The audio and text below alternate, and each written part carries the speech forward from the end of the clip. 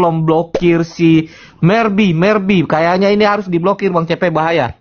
Diblokir aja. Oh ya, Mr. B, ya. Mr. B, diblokir aja Bang. Makasih. Silakan Bang Kumala, sorry ya Bang. Sama-sama. Silakan Bang Kumala. Jangan sampai rungkat Bang, blokir dulu Bang. Iya, diblokir dulu.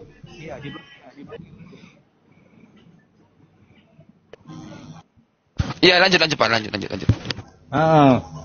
Sebetulnya tentang pembahasan ini bilang Qul wahad itu Allah itu, katakanlah Allah itu satu, Allahmu itu satu.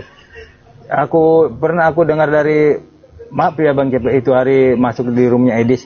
Ini sebetulnya bukan merujuk tentang kayak kita saja yang dibikin pusing oleh mereka pembahasan tentang Allah Tritunggal, Allah itu kebagaimana. Tidak, sebetulnya ini merujuk katanya dibilang Bang Edi, Allah itu satu, maksudnya ya satu, memang cuma satu karena banyak Allah, tapi maksudnya Allahnya Islam itu cuma satu, bukan merujuk definisi kayak kita firman apa, bukan. Sebetulnya mereka mengakui banyak Allah, ada Allah Israel, ada, tapi Allahnya orang Islam hanya satu. Makanya di firman kan bilang kamu hanya disuruh untuk menyembah Allah negeri Mekah. Makanya mereka mengakui Allah lain. Iya. Lanjut dulu sebentar ya, aku lagi isi sebentar. Lanjut dulu Pak Kumala ya. Nanti kalau aku nggak respon nanti aku lagi turun sebentar akun ini. Mau ini mau M-Banking sebentar ya. Lanjut Pak Kumala, lanjut. Oh, aku kira mau pelepasan dulu nih Bang. Biasanya kebiasaan kalau lagi Komal pelepasan lagi nih di kamar mandi. Iya, aku yang mendengar itu hari bilang sebetulnya bukan merujuk kepada Allah itu istilahnya kayak kita firman Bapa dan Roh Kudus, bukan. Betulnya itu merujuk kepada bilang sama seperti aku satu begitu. Banyak manusia tapi yang namanya Kumala cuma satu begitu. Begitu maksudnya. Banyak Allah mereka, cuma mereka Allahnya yang disuruh oleh mereka itu kepada Bang Asululo Muhammad Cabululo ini cuma menyembah Allah negeri Mekah itu. Mereka mengakui, mereka menyingkirkan Allah yang sebelumnya ada itu Allahnya siapa lagi? Orang-orang Quraisy itu. Makanya mereka untuk menguasai negeri mereka itu mereka banyak membantai orang-orang Quraisy itu sebetulnya untuk supaya Allahnya yang dia itu ditegakkan itu. Iya.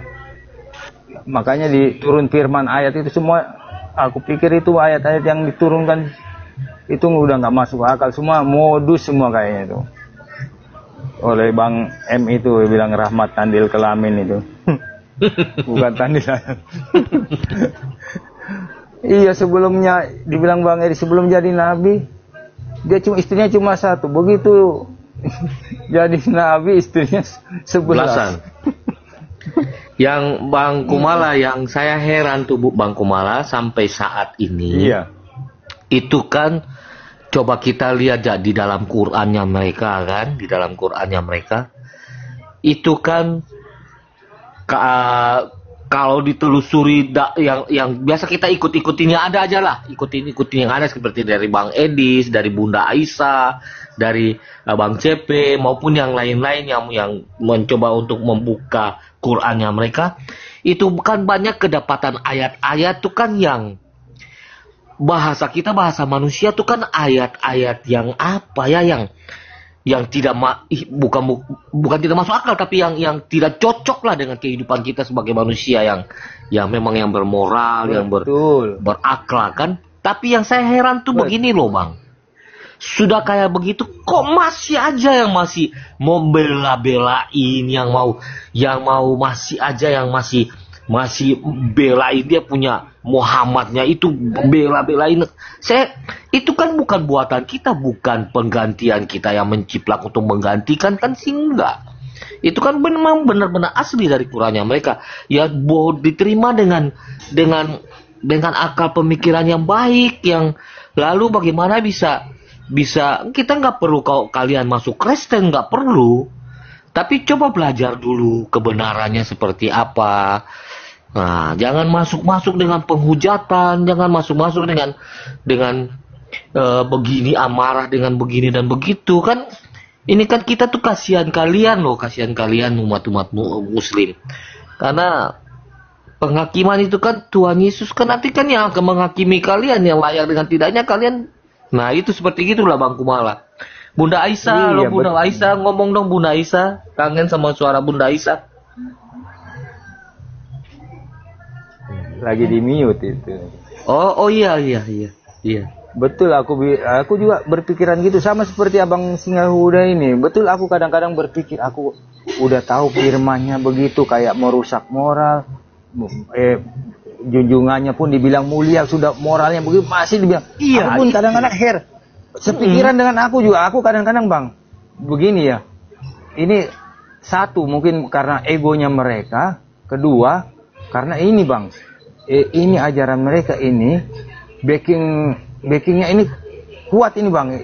Si iblis itu Bang, backingnya ini, makanya ini mereka ini kuat, udah nyata. Kalau kita kan Bang di firman itu ditulis semua firman yang dituliskan diilhami oleh Roh Kudus berguna untuk mendidik orang dalam kebenaran, menegur orang akan dosa-dosa dan akan penghakiman. Iya nggak Bang? Iya, benar Bang. Turunnya firman itu kan untuk merubah moral yang tadinya Betul. Dalam kegelapan, bejat, penuh dengan iri hati, dengki, dengan kekerasan, dengan percabulan, persinahan, maksiat. Itu kan harus dihilangkan. Jangankan dari perbuatan, dari hati, dari pikiran itu bila perlu dituntaskan. Makanya kita bilang harus kudus. Jangankan perbuatan kita saja, tapi hati kita, pikiran kita kudus. Lanjut. Apa tadi Pak tadi Pak? Dari apa tadi? Enggak, ini Bang dibilang katanya ini mereka kan sudah ada tiap komal-komal itu, setiap buka ayat itu semua tulisan-tulisannya kan sudah di luar nalar semua. Banyak yang tadi yang manggil saya siapa? Sorry, aku dengar dari kejauhan tadi nggak bisa. Saya Bunda. Bang Singa ini Bang. Bunda dari tadi diam, jadi nggak ngaran suaranya gitu Bunda. Iya. Sebenarnya begini teman-teman ya. Ini karena umat Islam ini kan nggak tahu Islamnya gitu loh. Sebenarnya poinnya harus ditinggalkan ajaran Islam ini. Karena ajaran Islam ini tidak cocok diterapkan di negara yang majemuk NKRI. Sekali lagi ya. Harus ditinggalkan ajaran Islam ini, baik Quran maupun hadis. Kenapa? Karena ajaran Islam ini tidak sesuai Pancasila. Iya. Karena NKRI ini negara majemuk, bukan negara Islam. Sekali lagi, NKRI ini negara majemuk berdasarkan Pancasila. Pertanyaannya, apakah ajaran Islam itu sesuai dengan butir-butir Pancasila? No. Baik sesembahan maupun rasulnya ya tidak pernah mengajarkan toleransi, tidak pernah mengajarkan ya persatuan. Jadi sila di dalam Pancasila, persatuan Indonesia, itu tidak ada di dalam Islam. Karena Islam sendiri, baik Quran maupun hadis, malah membenci non-Islam. Contoh, surat Al-Maidah 51, kita buka satu-satu ya, pengajaran Allah dan pengajaran Rasulnya. Sudah jelas surat Al-Maidah 51, jangan pernah berteman dengan Yahudi dan Nasrani. Pertanyaannya, apakah cocok sesembahan ini diikutin ajarannya di negara NKRI yang berdasarkan Pancasila, di salah satu silanya Persatuan Indonesia?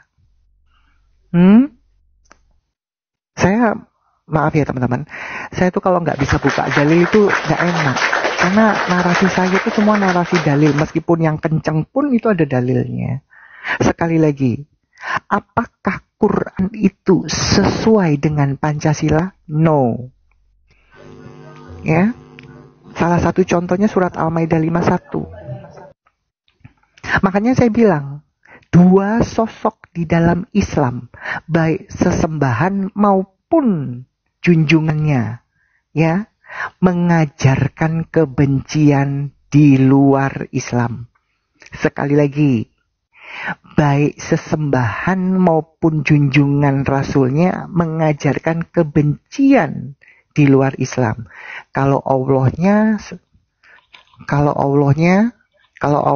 sesuai Al-Quran surat Al-Maidah 51. Bisa minta tolong, ada yang bisa membacakan?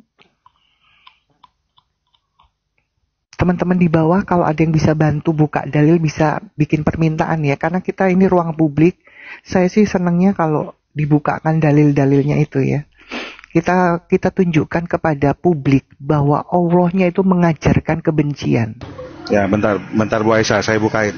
Oke, thank you ya Pak. Tolong dibukakan. Surat Al-Maidah 51 terjemahan NU.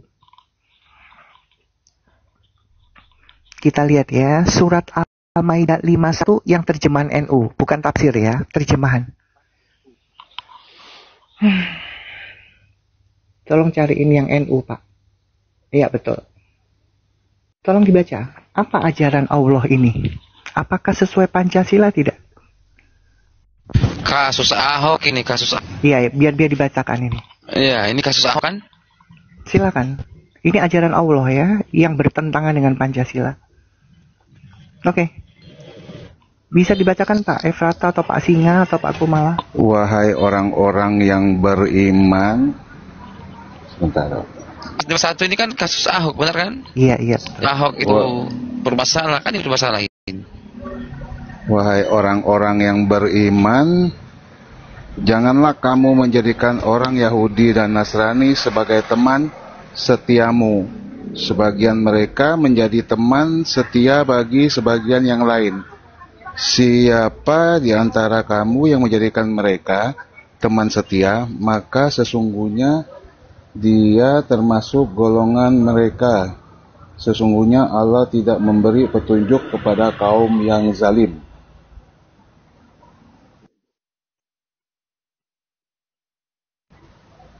Oke.